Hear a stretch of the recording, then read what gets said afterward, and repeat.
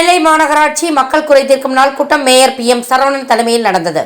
மாநகராட்சி துணை கமிஷனர் தானுமூர்த்தி, மாநகர பொறியாளர் குமரேசன், உதவி கமிஷனர்கள் லெனின், சந்திரமோகன், சௌந்தர்யா, சுகி பிரேமலா ஆகியோர் பங்கேற்றனர். இதில் பாளை மஸ்ஜித் மாலிக் அமைப்பை சேர்ந்த கலீல்பாய் அளித்த மனுவில், பாளை மண்டலம் 8வது வார்டு திம்மராஜபுரம் மெயின் ரோட்டில் பாதாள சாக்கடையில் அடைப்பு ஏற்பட்டு சில மாதங்களாக கழிவுநீர் வெளியேறி வருகிறது.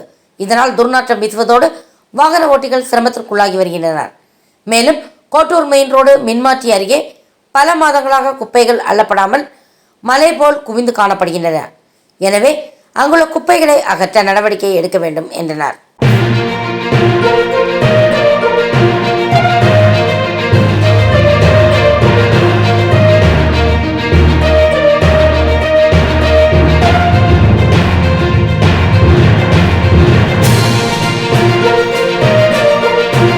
Thanks for watching உண்மை செய்திகள்.